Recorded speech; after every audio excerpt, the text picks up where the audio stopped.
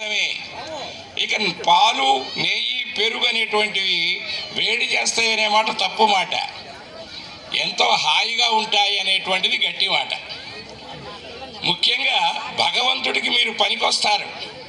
మిగిలినటువంటి ఆహారాలు తీసుకున్న వాళ్ళకి రజోగుణం, తమోగుణం పెరుగుతుంది. కానీ గో సంబంధమైనటువంటి ఆ చక్కటి క్షీరాన్ని మీరు క్రోలితే సత్వగుణం పెరుగుతుంది.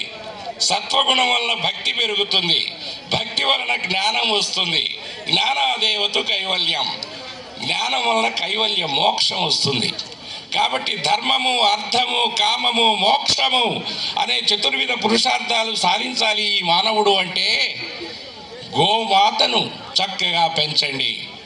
భగవద్గీతా మాతను చేతిలో పట్టుకొని 2 శ్లోకాలు చదవండి.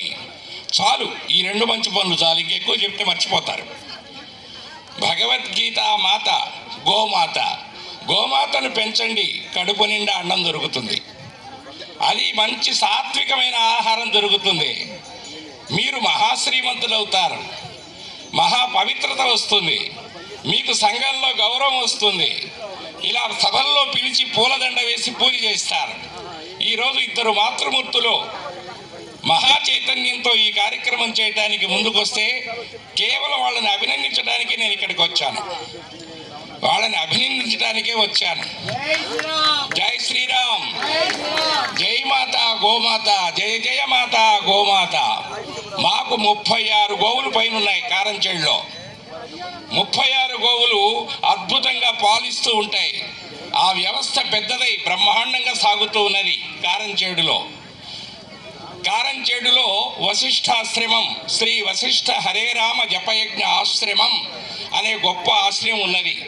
అక్కడ జ్ఞాన సరస్వతీదేవి, కళ్యాణ వెంకటేశ్వర స్వామి, కాశీ విశ్వేశ్వర స్వామి, గురుమూర్తులు, శ్రీచక్ర సింహాసనాధీశ్వరి, ఇంకా గొప్పగా కొత్తగా కట్టినటువంటి కళ్యాణ వెంకటేశ్వర స్వామి ఆలయాలు గుంటూరులో, కారంచేడులో, చీరాలలో అనేక రకాల శాఖలతో ఉన్నటువంటి ఆశ్రమం మాది. ఆ ఆశ్రమంలో మెయిన్ సంపద గో సంపద. గోవులకు పెద్ద శాల ఉన్నది, గోశాల. దాన్ని నిర్వహించడం కష్టమై మా పీఠాధిపతుల వారు దానికి ఒక సొసైటీ ఏర్పరిచి దానికి ఇచ్చారు. వాళ్ళు నిర్వహిస్తున్నారు. కనుక గోవు యొక్క గొప్పతనాన్ని వేదాలు చెప్పిన ఇప్పుడు చెప్పారు. ఇక్కడ ఎన్నో స్లోగన్స్ రాశారు. మరి అదే అందువల్ల నేను 2 నిమిషాలు అనుకున్నాను, 3 నిమిషాలు మాట్లాడానేమో, ఇక చాలు. కాబట్టి ఇక్కడ రాసినటువంటి వాక్యాలు కాస్త నోట్ చేసుకోండి. సనాతన ధర్మము, హిందువు. హిందువు అంటే హిమ్ అంటే పాపం, దు అంటే దూషయతి. పాపాన్ని తిట్టేటువంటి వాడిని హిందువు అంటారు. నోట్ చేసుకోండి. అప్పుడు హిందువులు అంటే మరకలు కిరకలు గారు. హిందువులు అంటే పాపాన్ని దూరంగా నెట్టేసేవాళ్ళు, వారిని హిందూ అంటారు. హిందూ మతము అంటే వేద ప్రతిపాదితమైనటువంటి సశాస్త్రీయమైన సనాతన ధర్మం. ఈ 2 మాటలు గుర్తుపెట్టుకోండి. ఈ గొప్ప కార్యక్రమం చేసిన మా శిష్యులు రాంబాబు గారిని, ఇక్కడ ప్రిన్సిపల్ గారు రంగారావు గారిని, ఇక్కడ ఉన్నటువంటి యాజమాన్యాన్ని, మిగిలినటువంటి అందరినీ కూడాను, కార్యకర్తలు ప్రతి ఒక్కరిని, ఆర్ఎస్ఎస్ కార్యకర్తల్ని, దీనికి వెనక ముందు ప్రోత్సాహం ఇస్తున్నటువంటి అందరినీ, ఇక్కడ దామంచర్ల ఆంజనేయులు గారి ముద్దుల మనవడు మరి వారు రావాలి. వచ్చేటువంటి ఒక పద్యం కావాలట. ఎందుకు పద్యం కావాలంటే గంటకి 112 పద్యాల చొప్పున 10 గంటలు ఆగకుండా 1125 పద్యాలు తెలుగు యూనివర్సిటీలో హైదరాబాద్లో ధారణ చేసి 15 వరల్డ్ రికార్డులు సాధించి అమెరికా అన్ని దేశాలు తిరిగి అక్కడ సత్కారాలు పొందొచ్చాను. కాబట్టి పద్యం చెప్పమంటున్నారు. కాబట్టి మన గీతామాత, మన గోమాత.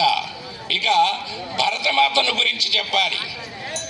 సగర మాంధాత్రాది షట్చక్రవర్తులన్ అంకసీమల నిల్పినట్టి సాధ్వి.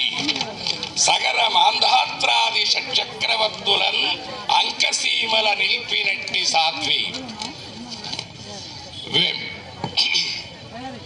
సగర మాంధాత్రాది షట్చక్రవర్తులన్ అంకసీమల నిల్పినట్టి సాధ్వి కమలనాభుని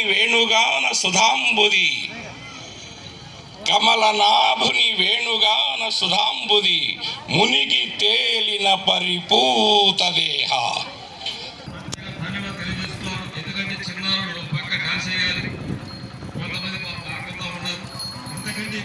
ఈ గంగేతులు దగ్గర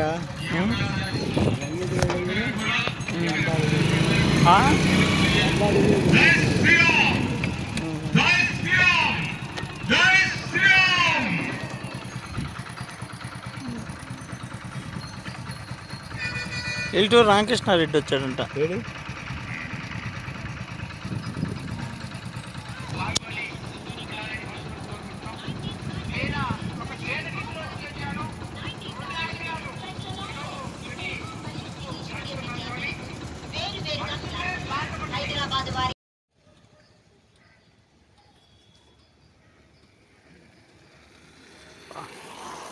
ఎంత బాగుంది.